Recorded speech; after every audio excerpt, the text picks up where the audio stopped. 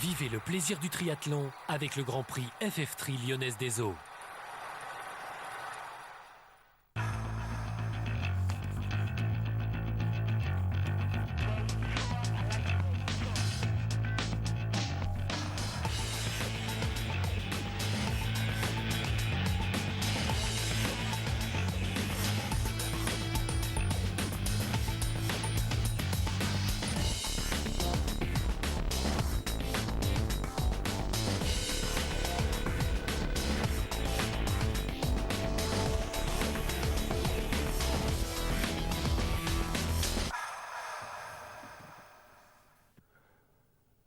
La saison de Grand Prix touche à sa fin après Dunkerque, Beauvais, Tours, Paris.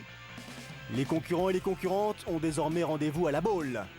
La Baule sur la façade atlantique, une façade au profil estival samedi dernier. Baignée par le soleil, 2 courses restent à courir. Et au terme de ces 2 épreuves, nous connaîtrons l'identité de l'équipe qui remportera le titre de champion de France chez ces dames.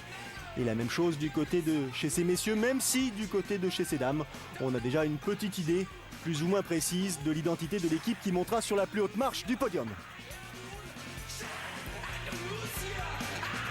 La Baule, dernier rendez-vous, une tradition, une habitude, l'occasion pour ceux qui ne connaîtraient pas ce rendez-vous de se faire plaisir, bien sûr après l'épreuve. La Baule, c'est un endroit qu'il faut avant tout visiter. Mais il fait frais ce matin finalement, hein ? Et même si le soleil inonde déjà la façade atlantique, les premières heures de la matinée sont encore fraîches. L'occasion pour les concurrentes de rentrer tranquillement dans leur course, le sourire sur le visage de la plupart d'entre elles. Peut-être la joie d'en terminer avec une saison, ou peut-être aussi le plaisir de se retrouver une ultime fois dans des coudres sur un parcours très très rapide.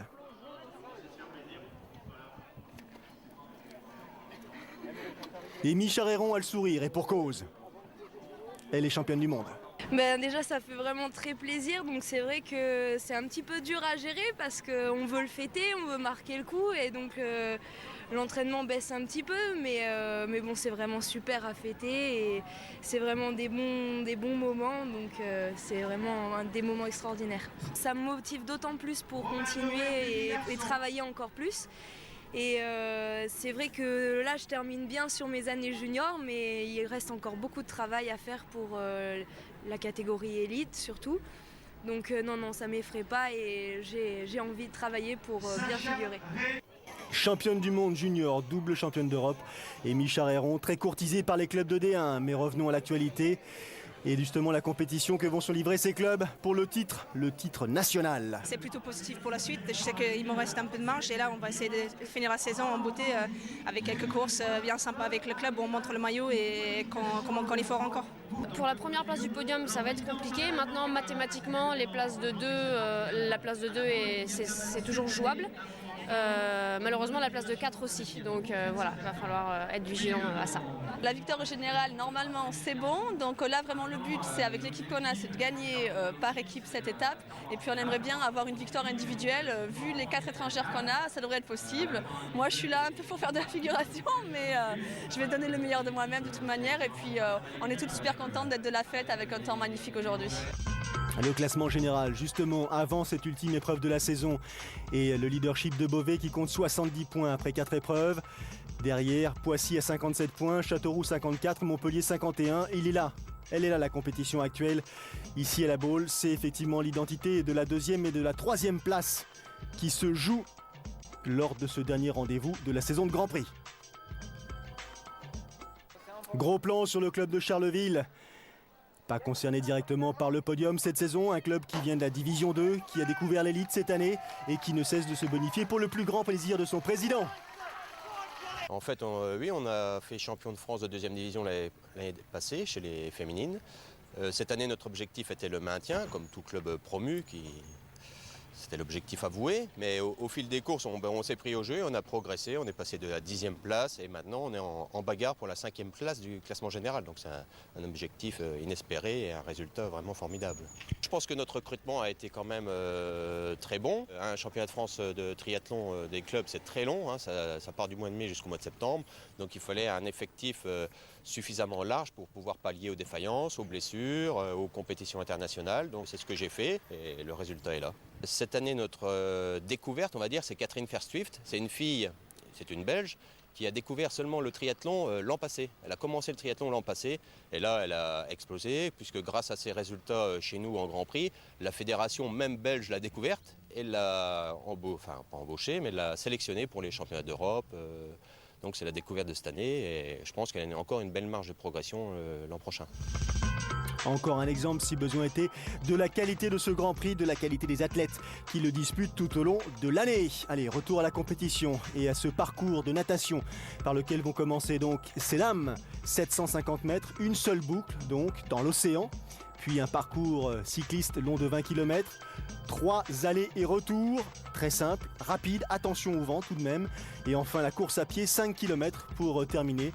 2 boucles, là aussi sans doute un parcours pédestre qui s'annonce des plus rapides. Format sprint donc pour ce dernier rendez-vous de la saison et c'est parti. Première difficulté de la matinée ou du moins de l'après-midi puisque le départ a eu lieu à 15h pour ces dames. Courir en combinaison avant de se jeter dans l'océan. C'est parti donc pour 750 mètres de natation. Une seule boucle, on laisse les bouées à main gauche et on essaye surtout de trouver sa place dès les premières longueurs. Comme d'habitude, je dirais presque, les Pissiacaises ne sont pas loin des avant-postes. Bonnet jaune, pas de surprise.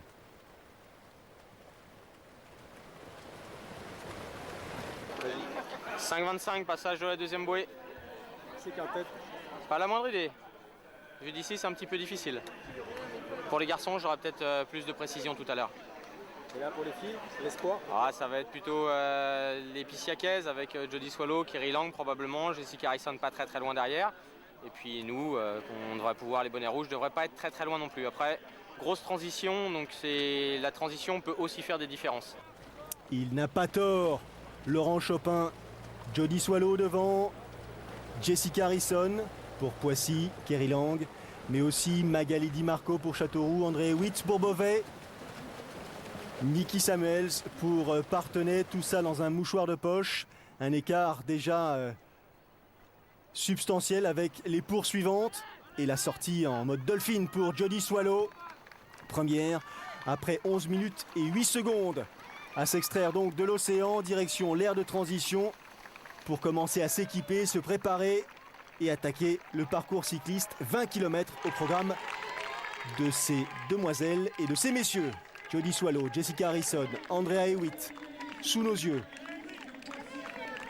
11,08 pour Swallow, 11,11 pour Hewitt, 3 secondes, autant dire rien du tout. Et c'est parti, Jodie Swallow qui est la première à s'extraire de la transition.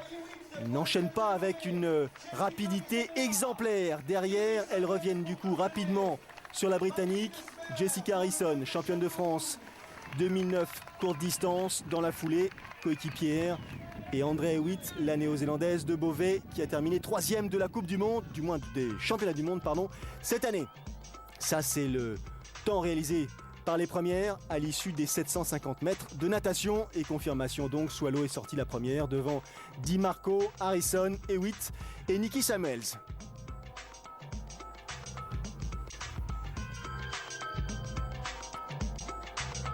Bagarre en perspective donc entre l'équipe de Beauvais qui va tenter de tout faire pour l'emporter ici, même si le titre paraît acquis d'avance. Mais bagarre pour les accessites et la 2e et 3e place du podium entre Poissy et l'équipe de Châteauroux. Ça s'annonce épique. Je vous rappelle qu'à l'issue des 4 premières étapes, seulement 3 points séparent Beauvais, 2e du classement général provisoire. 3 points séparent Poissy, de Châteauroux en 3e position. 57 points pour Poissy, 54 points pour Châteauroux. Rien n'est fait Pendant qu'on suit la progression de Jody Swallow sur la gauche de l'écran, c'est la Beauvaisienne Delphine Py qui sort à son tour de l'aire de transition. Après une grosse poignée de secondes de retard sur la tête de course. Jody Swallow, Jessica Harrison, les deux Pissiakaises qui emmènent un petit groupe d'une dizaine de compétitrices. Parmi ce groupe, Poissy bien sûr, Châteauroux, Beauvais et Niki Samuels qui est presque l'intrus de cette journée. Niki Samuels qui appartient bien sûr au club de Parthenay. Voilà les dernières compétitrices.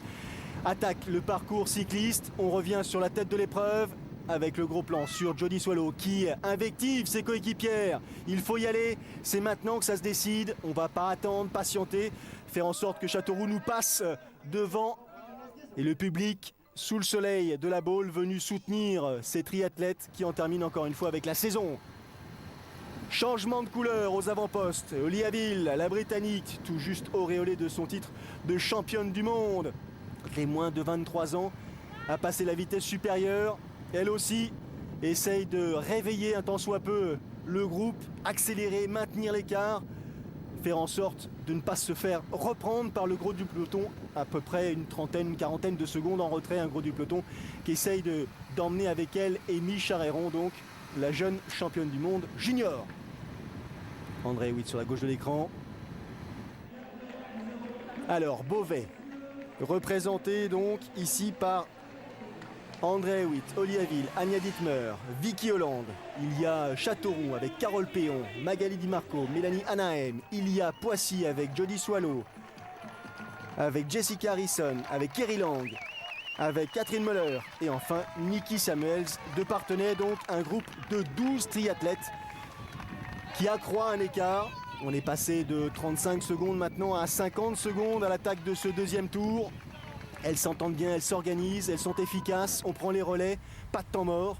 Et derrière, bien sûr, on est obligé de cravacher, tenter de courir à une plus vive allure pour combler, ou tout le moins tenter de combler cet écart qui vous sépare de la tête de course. La saison a été longue, elles sont marquées, ils sont marqués, à l'image de la jeune Hewitt néo-zélandaise, troisième, je vous le disais, à l'issue de cette saison de World Championship Series.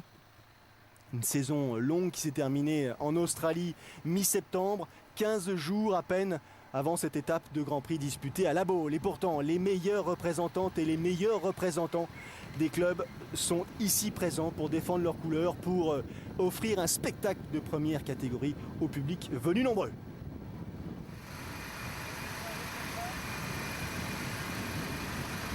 Niki Samuels qui vient d'être dépassé par Jessica Harrison. Le relais. Anya Dittmer.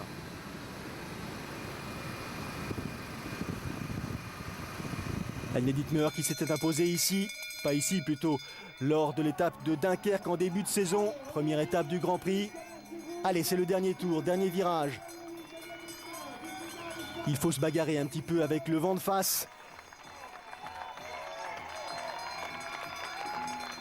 Le vent de face donc au moment de quitter l'aire de transition dans le dos. Et on terminera bien sûr avec un léger vent favorable pour en terminer avec le parcours cycliste et attaquer les 5 km à pied qu'il leur reste donc à effectuer à l'issue de ce dernier rendez-vous de l'année. Carole Péon qui attaque. Elle prend l'initiative, Carole Péon. Il n'y a pas le choix si elle veut absolument conserver cette place, même l'améliorer, c'est-à-dire offrir à Châteauroux la possibilité de monter sur la deuxième place au classement général. Il faut prendre des risques, il faut s'arracher, il faut se faire mal. Elle a l'habitude, elle qui a vécu une saison en demi-teinte, 4e du Grand Prix à Paris il y a quelques semaines. Elle a du mal. Et regardez à quelle vitesse reviennent sur elle les Beauvaisiennes, Oliaville, André Hewitt notamment. Le contre efficace. Personne n'est décidé à laisser l'initiative. Niki Samuels, encore une fois devant, seul, avec toute l'équipe de Beauvais, toute l'équipe de Poissy, avec le trio de Châteauroux. Pas facile dans ces conditions de trouver sa place. Et on relance, encore une fois, c'est la dernière longueur avant d'atteindre l'aire de transition. Oliaville, encore une fois. Jessica Harrison. On a l'impression de vivre des étapes des World Championship Series, toutes ces athlètes qui, tout au long de cette année ont rythmé nos étapes, les 8 étapes donc des World Championship Series. Elles sont ici aussi, à la Baule, pour défendre leurs couleurs. L'expression de la qualité de ce Grand Prix, si besoin était de l'affirmer à nouveau. Carole Péon. Jody Swallow, peu de changements, toujours le même groupe. Elles vont terminer ensemble dans une poignée de secondes.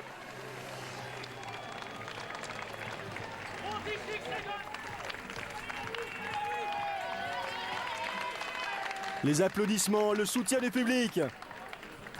Attention, le drapeau jaune. Il faut ralentir, déchausser surtout, ne pas tomber, ne pas se cogner, ne pas se faire mal. Rasmus Henning, un des meilleurs triathlètes internationaux, s'est blessé récemment. Rutgebeke aussi à l'occasion d'une transition.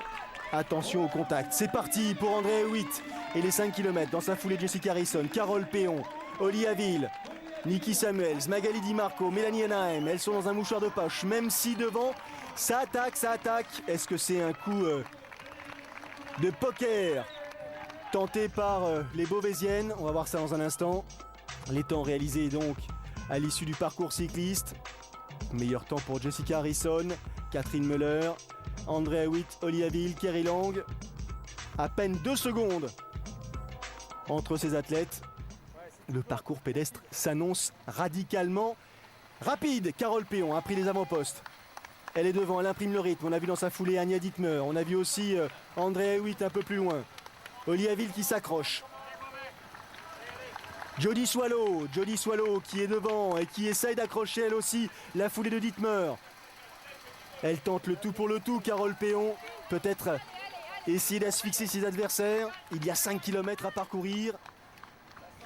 Ont-elles le souffle nécessaire pour tenir sa foulée derrière? Jessica Harrison et Magali Di Marco ont bien du mal à suivre l'allure. Attention, ces deux athlètes sont très expérimentés. Elles ont eu l'occasion de se frotter aux meilleures représentantes de la discipline pendant des années et des années. Elles imaginent peut-être que Carole Péon bluffe devant. Patience, se disent-elles. Pour l'instant, Carole Péon, toujours aux avant-postes. Anya Dittmer, Andrea Hewitt, Jody Swallow, Oli Haville. L'écart est déjà creusé entre ces 4-5 triathlètes. C'est pas tout à fait défini. Encore une fois, Jody Swallow en 4e position a du mal à suivre le train imposé par Carole Péon. Et les deux Beauvaisiennes, même si elle fait l'effort, Jody, elle revient au contact. C'est important. Mais elle est seule représentante de son club de Beauvais. Carole Péon est la seule représentante de son club de Châteauroux. Où sont les suivantes? Je vous rappelle que le classement se fait à l'issue de la 3e qui franchit la ligne, la 3e de l'équipe qui franchit la ligne.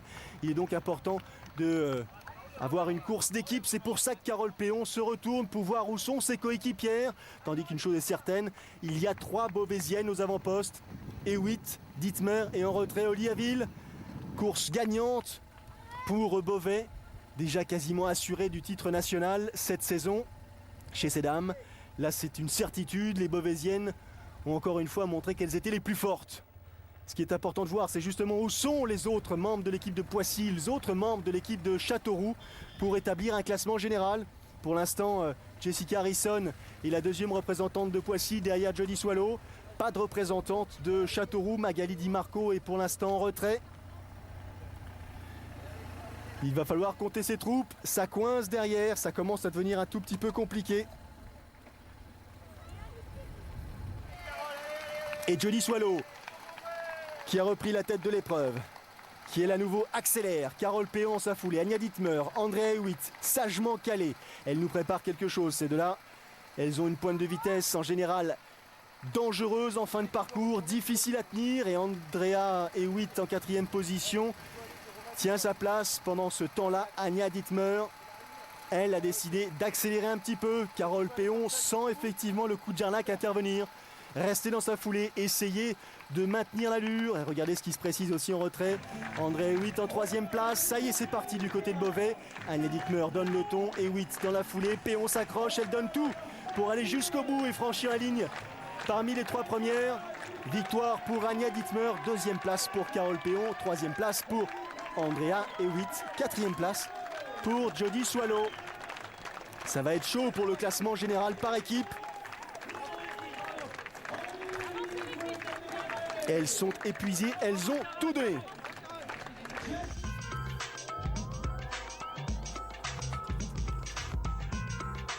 Confirmation, donc victoire pour Anya Dittmer, deuxième place pour Péon de Châteauroux, quatrième place pour Poissy et Jody Swallow. Les temps réalisés par ces demoiselles.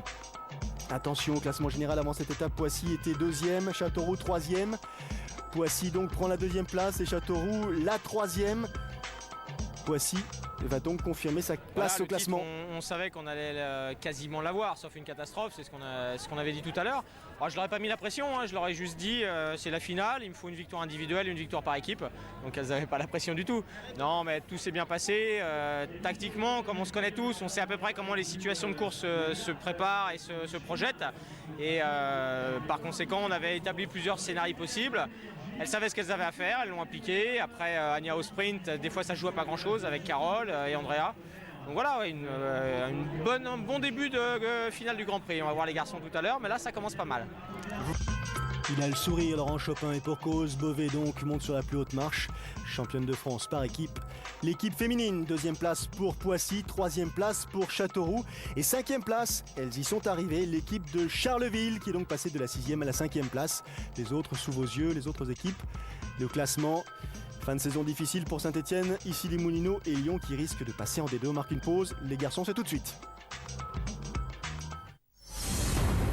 Vivez le plaisir du triathlon avec le Grand Prix FF3 Lyonnaise des Eaux.